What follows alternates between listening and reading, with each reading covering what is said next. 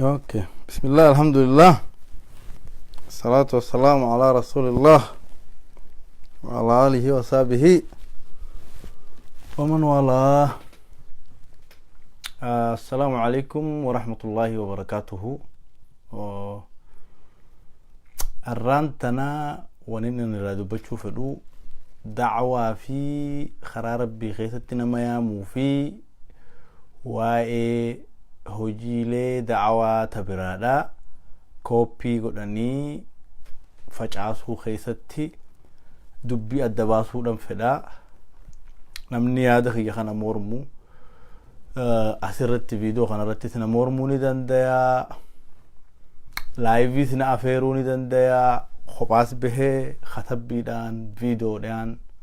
faallaa yaada kiyyaa dhiyeessuu ni danda'a. tokkoffaa da'awaa godhuun shari'aa islaamaa keessatti dirqama. Keessattuu dirqamummaan isaa namni beekumsa qabu irra jabdu. Namni beekumsa hin qabne immoo waan namni beekumsa qabu dalagu san facaasuun irratti dirqamaa jechuudha. Rabbiin Qur'aana keessatti karaa rabbitti nama yaamaa jechuudhaan nu ajajee jira. Suni irra caalaa ummata akka nu godhe sunuuf himee jira. Kuntum khayra ummatin ukhrijat linnaas ta'muruuna bilma'ruuf wa tanhawna 'anil munkar. Isin irra caalaa ummataa wanni taataniif karaa rabbii keessan nama yaamuudha jedhee eega rabbitti amantan booda karaa rabbiin nama yaamtan. Rasuulli sallallahu alayhi wa sallam wa alaykum salaam wa rahmatullahi wa barakatuh warra dhuftan hundinuu warri salaamtaa jettan hundinuu. Rasuulli sallallahu alayhi wa sallam nama tokko rabbiin sababaa keetii qaceelchuutu gaala diddiimaa gartee biyya arabaatti zamana san jaalatamurra siif caalaa jeen Aliyyi ibn Abi Xaalibiin. Tanaafuu da'awaa godhuun dirqamaa barbaachisaadha. Keessattuu zamana kanatti miidiyaa fayyadamuu qabnaa jechuu. Miidiyaa fayyadamnee facaasuu qabna. Waan hojiilee gartee da'awaadha kitaaba haa ta'u, barruu gabaabaa haa ta'u, viidiyoo haa ta'u, sagalee haa ta'u, kan miidiyaadhaan dalagame haa ta'u facaasuu qabna, gargaaruu qabna, bira dhaabbachuu qabna. Saniin asitti ammoo da'awaa kana hoggaa amma zamana kanatti facaasu namni hedduun baratamaa tahe jechuu. Intarneeta kana feesbuukaa fi waan adda addaa irratti hojii namni biraa hojjete koppii gootee maqaa isaa irraa kaaftee maqaa kan keerran maxxansitee sheer godhuun waan beekamaadha jechuudha. Waan baratame jechuudha. Akka waan aadiidha jechuudha. Akkuma bakka uummata akka namni sun dogongora takkallee hin dalaginitti ilaalamaa jechuudha. Tokkoffaa wanni kuni haraama shari'a islaamaa keessatti. Namni waan ifiif hin hojjetin takka naatu hojjetee je'ee waan hin qabne takka naatu qabaa je'ee lallabachuun haraama. دوركالا رسول صلى الله عليه وسلم من غشنا فليس منا جي نمني ندقو نمني إجا نقبو نراهيمي تيجي نمتوكو خطبي لي كتابوتا برو لي نما برا يوفو دي مقا نمتك بري سيسن مقا نمتك دبتيسن ديهيسون إرا إيقما خيستو نموتا ببكما إرا جتو namoota babbeekamaarraa sun dirqama. Maaliif hoggaa kitaaba himnu fakkeenyaaf hadiisa hoggaa himan hadiisa kana muslimtu odeesse Bukhaarii odeesse maaliif barbaachise maaliif dhiifne akkanumatti qaala Rasuulullah sallallahu alaihi wasallam rasuulli akkana jedhe maan jenne no hinji'amu akkasitti eesaa fidde waan kana hundinuu madda qabaa jechuu hundi dubbiin hundinuu madda qabdi madda isiisanii deebisamuun adaba ilmi irraahi haqa ilmi irraahi dirqama. فرنجي برتي خون أما خيسافو منين برنوتها خيستي وان بكمال نمتكو يو جتشنما إرّا سدي ولتي أنسي فيدي برو إساء خيستي هاته هاسو إساء خيستي هاته هاته جانين هن بيكم سا إسان بليجريزم جانين هن جانين أفان أراباتين سرقة عدبية جانين هن adaba yookaan beekumsa namaadha hatuuti irraa lakkaa'amaa jechuudha. Wanni suni waan hannatti addunyaan guutuun beetu jechuudha. Namni jecha namaa hoggaa fuudhee bakka sanitti deebisuu qabaa jechuudha. Kuni ummata Oromoo kan musliimaa fi kan musliimaa hin ta'in dalagaa musliimaatii fi kan musliimaa hin ta'in keessatti baratama. Siyaasaa keessatti waan namni beekamaan waa'ee siyaasaa katabe usteetuma fuutee maqaa keerra katabdee maxxansita. Baratamee jira jechuudha. Aadaa ta'ee jira. Aadaa hannaa aadaa beekamaa ta'ee jira jechuudha. Nuti immoo irratti amma fokkos goonee dubbachuuf nu waa'ee amantiiti. Amantii keessatti hadiisa gartee Rasuula sallallahu alaihi wasallam irraa dhageenye hundaahu namaatu nutti fidee jechuudha. Dubbii ulamaa irraa dhageenye hunda namaatu nutti fidee jechuudha. Yoo akkas taate maaliif kitaaba namni tokko barreessee maxxansuun barbaachise? Yoo namni hundi maqaa jijjiiruun humaami daawaadha facaasuudha maalo warri jiru kuni akkasii yoo ta'u taate kitaaba Sheekh Muhammad Rashaad kana fakkeenyaaf kitaabni kun kitaaba Sheekh Muhammad Rashaad. Kitaaba kana maqaa kiyyoon irra katabees rakkoon qabu jechuudha. Sheekh Muhammad Rashaad itti lafee amata 20 yoo qoratee afaan Oromootti kitaaba kana hiike afaan tafsiira nama jalqabaatti baay'ee tafsiira hiikuudhaan afaan Oromootti. Katabbii fi sagaleen illee guutuu waraabuun nama jalqabaatti rabbi rahmataa godhuufi. Hojiin tun isa deebi'uu qabdi moo an arraan tana hojii Sheekh Muhammad Rashaad tana fuudhee waan kitaaba isaa keessaa arkadhe kanas tokko maqaa isaa odoo hin kaafne hayyummaa isaa dandeettii isaa beekumsa isaa kan itti lafee kana takka maqaa isaa illee odoo hin kaafne Jaafar Bayaan jee fayyadamuu qaba. Akkasoo taate maa barreessuun barbaachise? Hin barbaachisu jechuudha. Kitaabni hundi maqaa qaba, maqaa nama barreessee qaba. Akkas taate namni kitaaba katabeetuma useetuma maxxansuu qaba jechuudha. Anis Jaafar jeetiin irra katabadha, kaanis Muhammad jee irra katabata, kaanis Jamaal jee irra katabata, kaanis Khalid jee irra katabata, kaanis Firoomsaa jee goon akkasitti bakka irra katabata jechuudha. Simple. Hin ta'u akkasni beekumsi hundinuu hojiin hundinuu abbaatti deebifamuu qabdi. Daawaadha maal qaba? Daawaa eegatee namtichi katabe sun daawaaf hin katabne maaliif rakkatee faaja namni gariin ati yoo maqaa jijjiiruuf maa rakkatte yoo akkas ta'e daawaaf yoo ta'e maqaa namtichaati hojii maxxansuu Sheekh Muhammad Rashaad jettee maxxansuu maaltu si dhorke? Ati maaltu si dhorke? Sheekh Muhammad Rashaad wajjin Sheekh Muhammad Rashaad jettee katabu waan Sheekh Anwaar irraa dhageesse Sheekh Anwaar jettee maxxansuu maaltu si dhorke? Yaa yoo Sheekh Anwaar rabbi jechaan dubbanne maa waan kana yaa Sheekh Muhammad Rashaad rabbi jechaan katabne maal qaba? Yoo kayyattaate ati yoo maqaa kan kee katabuu san rabbi jecha goote maqaa Sheekh Muhammad Rashaad dilleet goote please wayin waraabu jira mama birannee gideemi hin dhufa sin jaaladha aye so akkasi jechuu haala saniin deemaa jechuu beekumsi haala saniin dabaraa jechuu walaloo haa ta'u walaloo nama walaloo abbaa walaloo san maqaa kaasuu qabda ati walaleessaa sanii miti yaa walaloo haa ta'u eenyu jee walaloo san itti hirkisuu qabda yaa dirqama beekumsaati maqaan namaa tuqamuu qabaa jechuu barruurra jirra amma okay barruurra jirra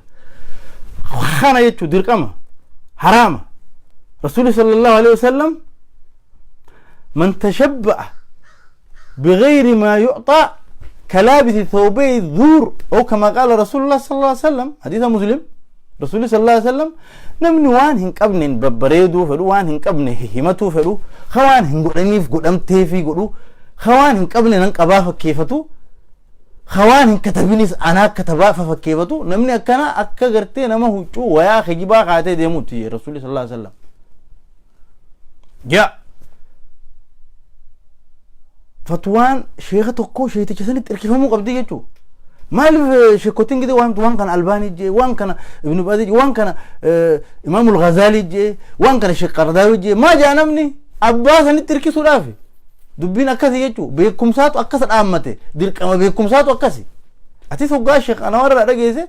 شيخ انوار اكاسي يجو قبضه يا اكاسي يوخان شيخ جمال اكاسي جي شيخ محمد شيخ ابلو يا اكاسي خطب بين سنس شيخ أبلو جاء جتة يوخ أبلو كتبه تهم وابدا درك ما كاس جتو شير قولون مقاجي جيرون درك أمامي دعوانا كنا ما برا يوسف أبيمي ما رولامي دعوانا كنا ما برا يوسف مقاجي رابلي سو أبدا دوبا هجي شما مرشات هم تحيني دوبا مقاجي يارا كتب نور إكستاتو جماعة سكان فيديو ليتي وقالوا هنا فيديو لي أما فكينا في شكوتين نو وراب ده هدو جرا خ فيسبوك خانفا ما خاكان لايف يوسي وراب جرو خانفا namni gariin fudhatee chaanaala isaanii kaayatan waan kana hanam fakkeenyaaf anilleen hoggaa dura miidiyaadhaa miti so live asirra Facebook irratti waraabu jira mee kana bira haa kunnu humaa miti jennee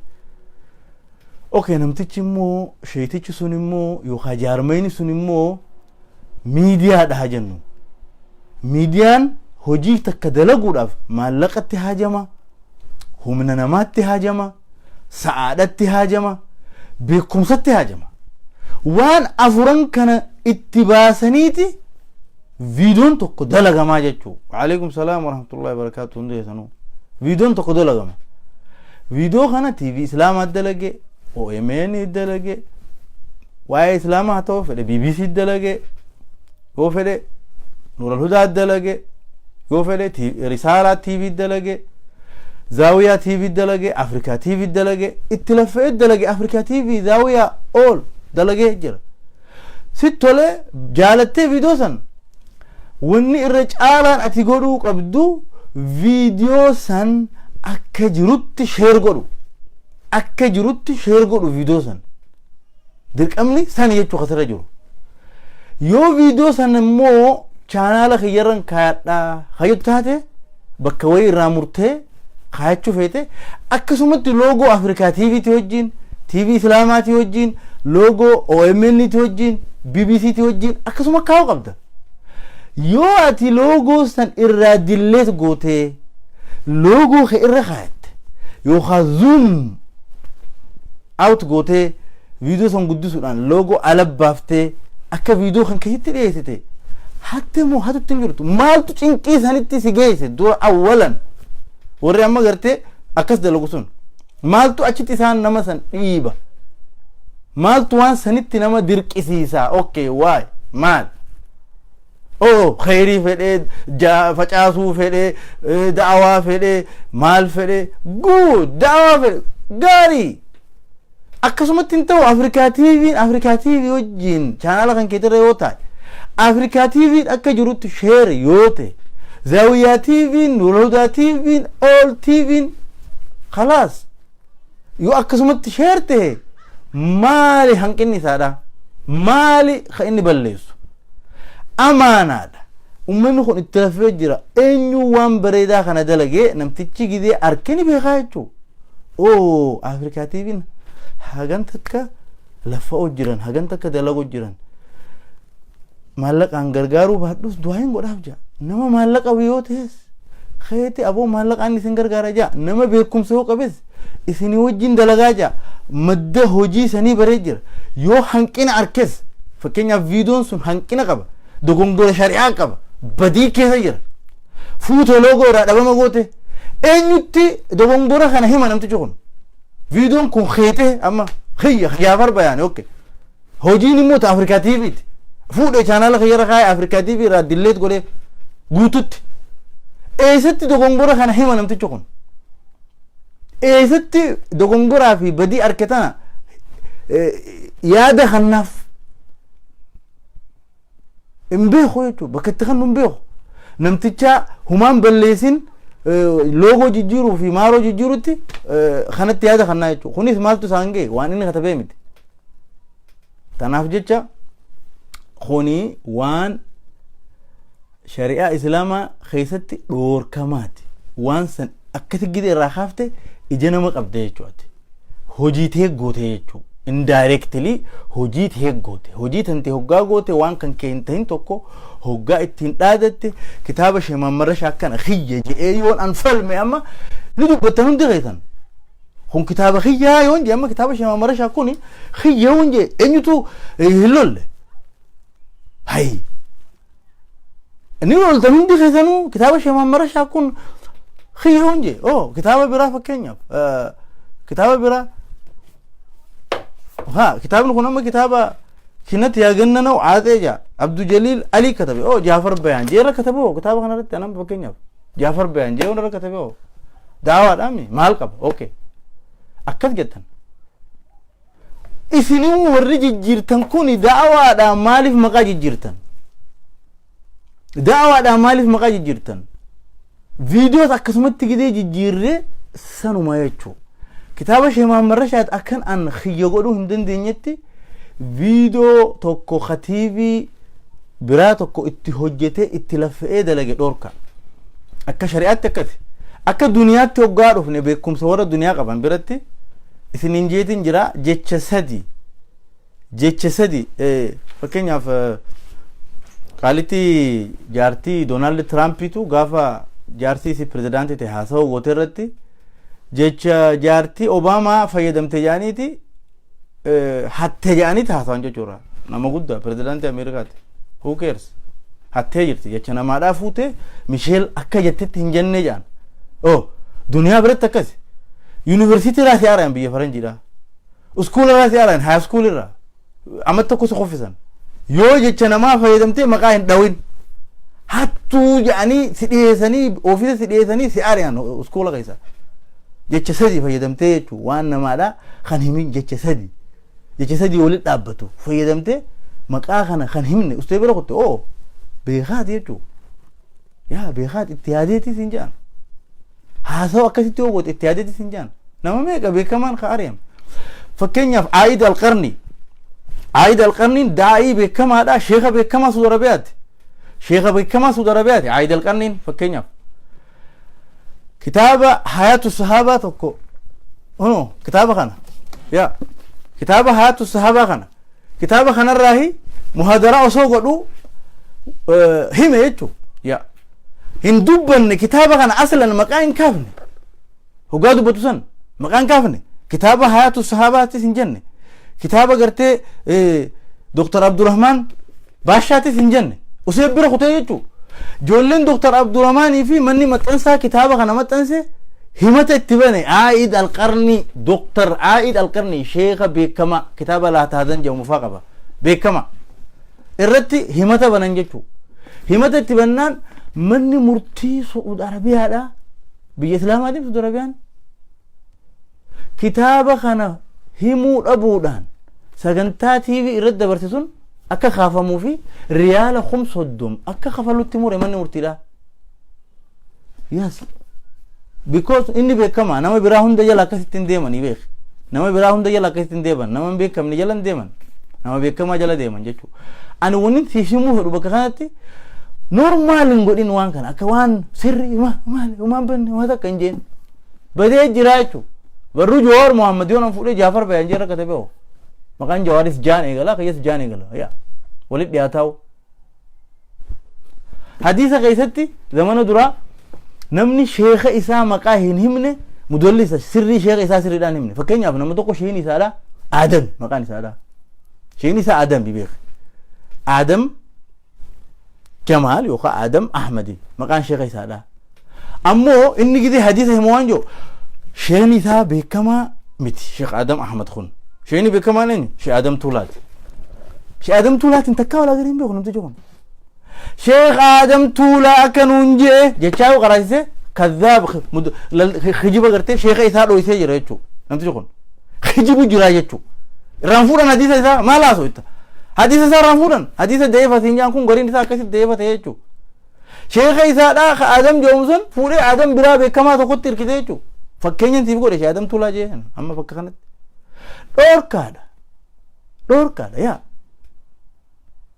dhorkaadha daawaadhaami akka jiru dabarse maaliif